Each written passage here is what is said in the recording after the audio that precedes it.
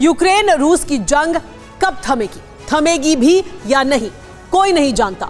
शांति स्थापना के लिए कोई पहल होती भी नहीं दिख रही है।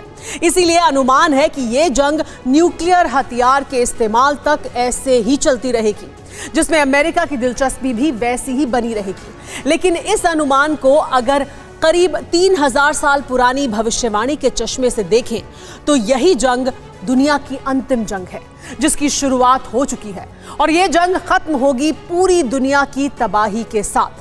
क्या है वो भविष्यवाणी और किसने सुलझाई भविष्यवाणी की ये पहेली, देखिए पूरा विस्तार इस रिपोर्ट में। रूस यूक्रेन की जंग में बारूदी तबाही का ट्रेलर दुनिया देख चुकी है, विश्व विनाश की आशंका को महसूस कर चुकी है, लेकिन इसका भविष्य क्या है, इस पर कोई दावा नहीं किया गया।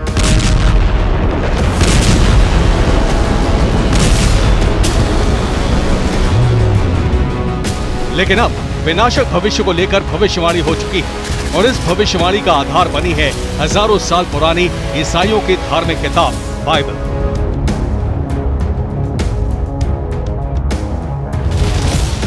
चौंकाने वाला खुलासा यह है कि बारूदी जमीन पर जो भी दिख रहा है वो हजारों साल पहले ही बाइबल में दर्ज है। और अगर ये वही जंग है जिसका जिक्र बाइबल में है तो फिर ये दुनिया का अंत करने वाला आखिरी युद्ध है।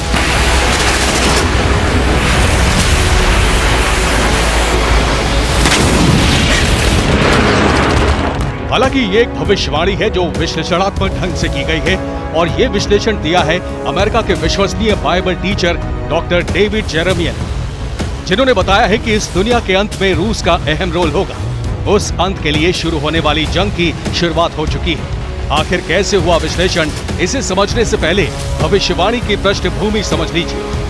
डॉक्टर डेविड जेरेमिया के मुताबिक बाइबल में आर्मागेडोन यानी सर्वनाश वाले युद्ध का जिक्र है, जिसे हिब्रू में मेगिडो की जंग के रूप में भी बताया गया है।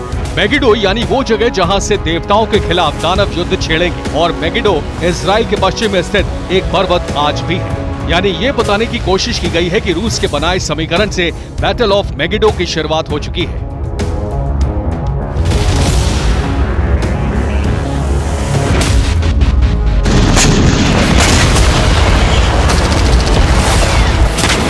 लेकिन सवाल यह है कि वो समीकरण क्या है और क्या सिर्फ रूस के अलायंस की वजह से ही बैटल ऑफ मेगिडो शुरू होने का दावा किया जा रहा है या फिर इस भविष्यवाणी का विस्तार कुछ और है।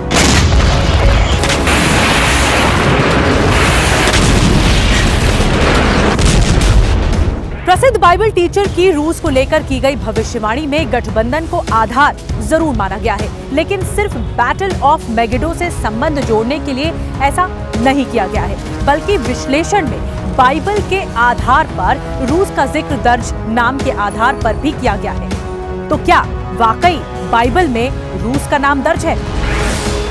बैटल ऑफ मेगिडो का जिक्र रूस के संदर्भ में करने के लिए विश्लेषण में एक चौंकाने वाला तथ्य भी दिया गया है। इस तथ्य पर हालांकि बाइबल टीचर्स के अलग अलग मत हो सकते हैं, लेकिन डेविड जेरेमिया की भविष्यवाणी से जुड़ी थ्योरी का आधार नाम ही है।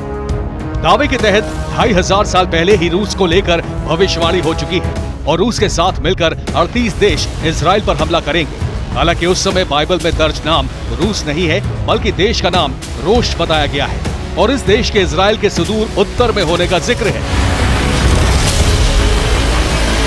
यानी विश्लेषण के आधार पर भी अगर रोश को रूस माना जाए तो नक्शे में ये देश बिल्कुल सही जगह फिट बैठता है और मेगिडो की जंग की नींव पड़ती दिख रही है रूस के उस गठबंधन से जो यूक्रेन और उसके सबसे बड़े सहयोगी अमेरिका के पाले में खड़े हैं।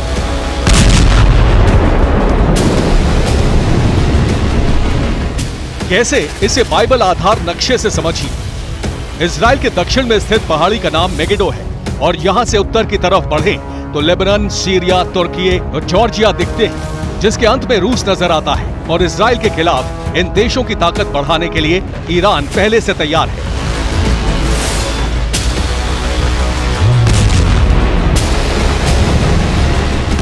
मतलब साफ है कि बैटल ऑफ मेगिडो को लेकर की जा रही भविष्यवाणी का बारूदी आधार बन चुका है।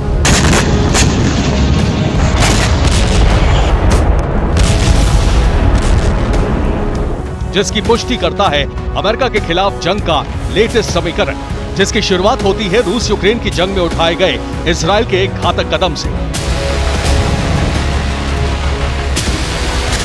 इजराइल ने यूक्रेन को एंटी ड्रोन सिस्टम बिक्री का रास्ता साफ कर दिया है। एंटी ड्रोन सिस्टम बिक्री के लिए निर्यात लाइसेंस को मंजूरी दे दी गई है। इस सिस्टम के इस्तेमाल से रूस के इस्तेमाल किए जाने वाले ड्रोन नाकाम हो जाएंगे, यानी ईरान के रूस को भेजे गए ड्रोन्स का किलर इजराइल भेजने को तैयार है।